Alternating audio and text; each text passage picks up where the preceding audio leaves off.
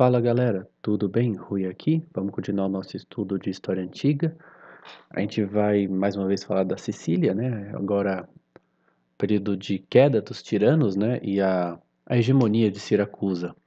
Então, após vencer os cartagineses, né? Na Batalha de Hímera, os gregos, na verdade, não vão permanecer unidos, né? Eles vão continuar lutando contra o outro para querer um mandar no outro, e algumas cidades querem as suas independências, né? Então, o Gelon morreu cerca de 3 anos após a vitória de Hímera, mas ele não conseguiu continuar com uma sucessão tranquila, como o autor fala, né? A gente vai ver que a tirania, ela geralmente não dura muito na Grécia Antiga, né? O sucessor dele foi o irmão dele, Hiero, ou Hieron, ou também Hierão, se você quiser. E aí ele tentou se livrar de um outro irmão mais novo, que era o Polizelos, né? Então ele enviou ele para uma o Iero enviou Polizelos para uma campanha que tinha poucas chances de ganhar, para ver se ele não morria, e também pagou os mercenários para matar ele, mesmo que desse certo, né, a campanha, né. A gente não sabe exatamente o que aconteceu, mas o Polizelos não morreu, não caiu nessa, e chamou a ajuda do sogro dele, que era Teron de Acragas. E aí então Teron mandou um exército para lutar contra Siracusa, né, contra o Hiero, né, mas parece que eles acabaram fazendo as pazes, né. Porque o Teron tinha outras coisas para se preocupar, e parece que o Riero ajudou eles também a, a denunciou um complô que havia contra o Teron, né? Então, na verdade, eles vê que não deu muito certo essa questão de o Polizelos acabou ficando bem também, mas você vê que não houve uma guerra assim, né? Então as cidades de Siracusa e de Rhegium passaram, que é outra cidade, né, passaram a disputar a influência pelas cidades gregas da Itália, né, e Teron lutou contra os etruscos em favor de Cume. Então a gente tem, na verdade, né, então são vários conflitos ali que vão tendo entre as várias cidades ali de Siracusa, né. Aí tem a respeito de Riero, né, que ele tem essa dinastia dos, agora eu não vou lembrar o nome, que é um nome difícil pra caramba, né, mas essa dinastia de Gelon e Riero, ela a respeito de Hero, a gente tem um relato elogioso por parte de Píndaro e outro ruim por parte de Diodoro. E porque os poetas, na verdade, os dramaturgos, gostaram um pouco mais de Hiero. Acho que ele vai falar aqui, ó. É que, na verdade, o Hiero apoiava muito esses poetas e alguns dramaturgos, né? Então, o autor do livro fala assim: mas foi justamente observado, que é observado com justiça, né? Que mesmo entre os elogios feitos por Píndaro ao munificente patrono das musas e do estádio, corre uma corrente oculta de advertência, mas com a insinuação, né, de que Creso é um modelo melhor para os tiranos do que Falares, que ele não diz quem é. Mas sem dúvida Hiero prestou um bom serviço à Grécia e ao mundo ao fomentar a nova literatura lírica.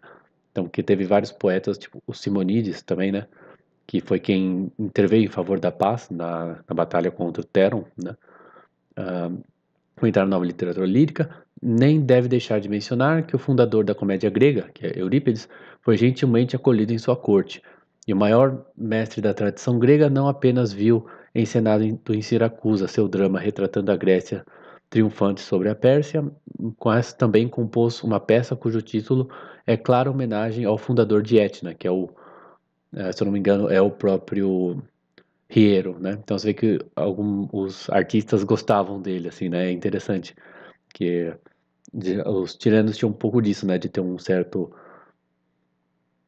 certa opulência, e opulência não é bem a palavra, mas eles financiavam os tiranos, eles eram meio que mecenas, né?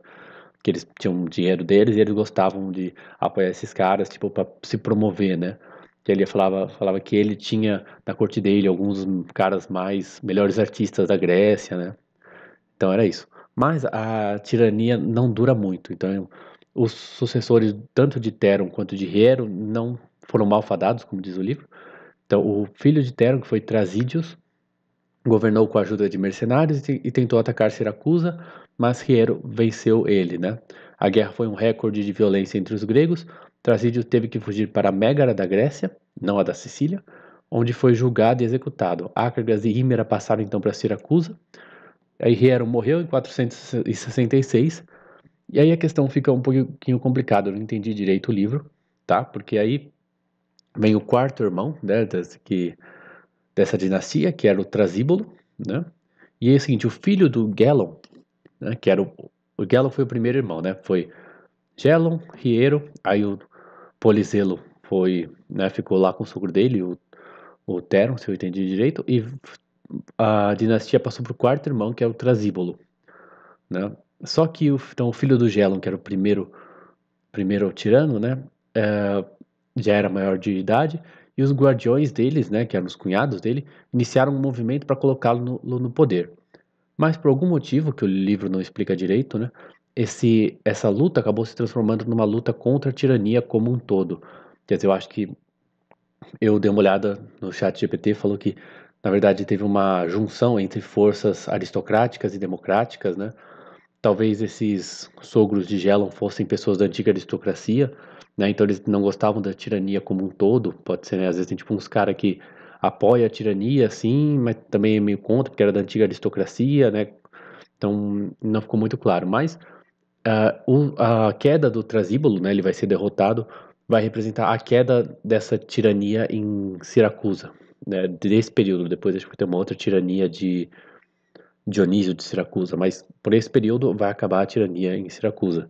Então o livro fala assim: assim, em 466 a.C., caiu a casa dos Deinomenídeos, que não é uma, parece tipo um nome de algum filo, uma classe de animais, mas na verdade é essa dinastia. Sua queda é atribuída por Diodoro ao caráter maligno de seu último representante, que seria justamente o Trasíbulo, mas na verdade a deterioração progressiva da tirania siracusana, como demonstrada na sucessão dos três irmãos Deinomenídeos, é uma característica regular da história grega.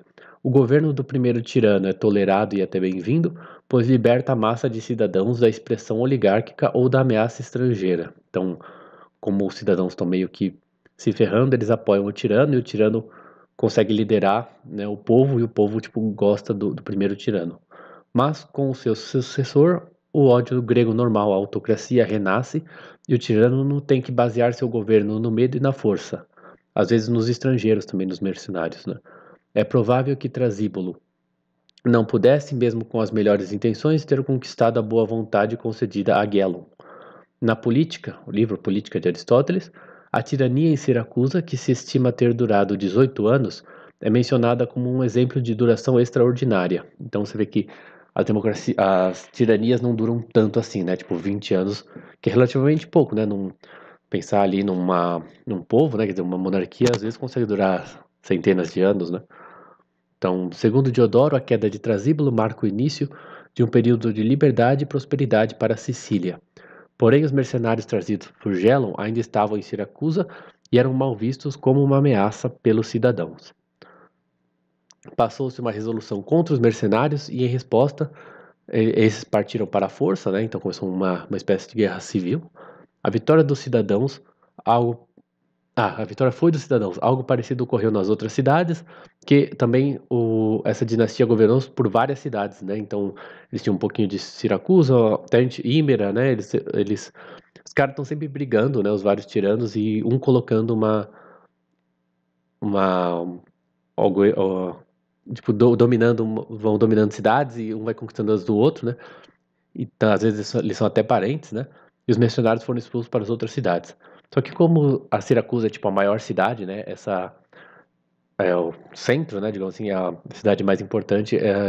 Foi muito impactante para a Sicília inteira, a queda dessa dinastia, né?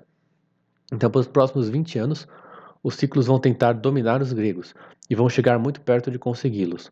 Então, os ciclos eram um daqueles habitantes originais da Sicília, né? Então, vemos o senso de unidade dos ciclos, mas que eles não tinham interesse em destruir a cultura grega. E em 100 anos eles estariam completamente helenizados, entendiam os gregos como inimigos, mas respeitavam a cultura deles. E os gregos não os tratavam como meros bárbaros. Então, você vê que tipo, eram dois povos distintos, assim, né? Mas também não tinha uma espécie de ódio ou de uma hostilidade tão grande. Assim, havia uma disputa ali, né? Mas os gregos não achavam eles bárbaros e os ciclos acabaram helenizados depois, né? Então, quem vai fazer isso, quem vai juntar os ciclos contra os gregos é esse cara chamado dos Sétios, que ele Em 459 ele começou o trabalho de juntar as várias tribos cícloas em uma federação. Não sabemos como ele fez isso, mas parece que ele usou, em geral parece que foi pela força, né? Então em 453 as tribos cícloas estavam unidas em uma federação. Então ele se aproveitou das confusões internas do mundo grego-siciliano para realizar a unificação dos ciclos. Sabemos de Siracusa que após a vitória sobre os mercenários, que era o que a gente estava vendo até agora, né? Então caiu Trasíbulo, teve essa democracia, é mais ou menos isso, né? E eles vão tentar lutar contra os mercenários e tem a guerra civil, né? Porque eles querem tirar o poder dos mercenários, né? Então, enquanto isso estava acontecendo, né? Que o Ducétio vai se aproveitar para unir as cidades gregas, as tribos cícloas, né? Sem os gregos perceberem. Porque se você está ficando muito forte, né? O cara pode se prevenir e atacar você antes de você ficar muito forte, né? Mas como eles estavam ocupados, o Ducétio vai ter tempo de fazer isso, né? Então havia movimentos para desfazer as mudanças de propriedade da tirania e reduzir a cidadania para os termos anteriores. Então, que eles querem tirar os mercenários do poder, eles querem também tirar as terras e a riqueza dos mercenários e querem que eles deixem de ser cidadãos, né? Porque os tiranos faziam muito isso de trazer estrangeiros, trazer cidadãos, pessoas de fora, né? Ter essa coisa demográfica ali, né? Isso deu origem a dois partidos em Siracusa, né? Os ricos conservadores e os pobres revolucionários, é assim mais ou menos que o livro diz. Também aparece um novo candidato para tirano, que é Tindarides, que foi condenado à morte. Para prevenir a ascensão de mais tiranos, Siracusa estabelece o petalismo, uma cópia do ostracismo ateniense que durou apenas alguns anos. Quer dizer, acho que todo mundo sabe, né? O ostracismo, você vota e você consegue expulsar uma pessoa durante X anos para ela não ser uma ameaça para a cidade, né? Você vê que era uma democracia, porque tanto que eles se inspiraram nisso na democracia ateniense, né? As- então o autor vai criticar um pouquinho o petalismo, como também tinha muitas críticas ao ostracismo, né? Suas consequências foram as esperadas. Os homens de capacidade e caráter foram dissuadidos da vida pública e a influência política tornou-se monopólio de aventureiros sem princípios e demagogos loquazes. A cura, na verdade, apenas agravou a doença. As antigas desordens e dissensões continuaram e aumentaram até que a lei foi revogada.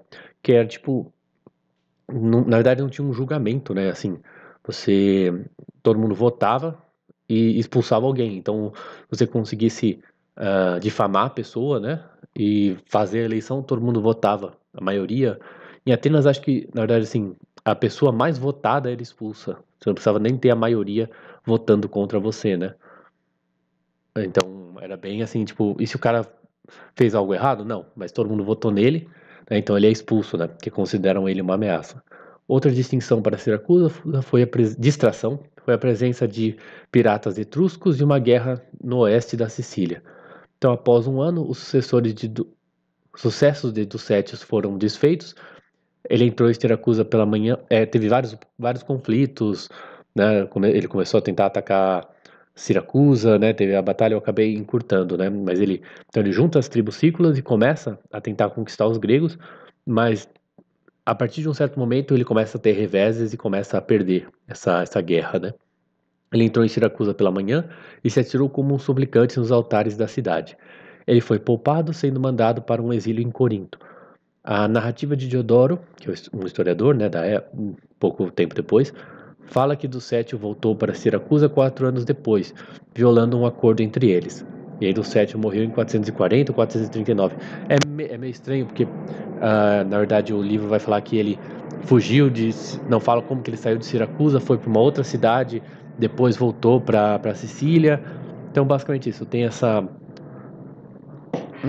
o fim da tirania, então, né? Tem esses conflitos internos ali, que na verdade eram os conflitos que a tirania tentou, não é que tentou resolver, mas se aproveitou para chegar no poder, né? Então acaba a tirania, meio que voltam esses conflitos, tem também os conflitos com os mercenários, aquelas pessoas que foram trazidas pela tirania para conseguir apoio, e os ciclos tentam então é, se aproveitar disso para conquistar os gregos, não conseguem, né? E o que vai acontecer a gente só vai ver depois. Então, é isso, galera. Muito obrigado. Espero que vocês tenham gostado. Lembre-se de curtir, comentar, compartilhar, se inscrever e, se possível, ajudar a gente no Tipa.ai também. Beleza? Muito obrigado. Até a próxima.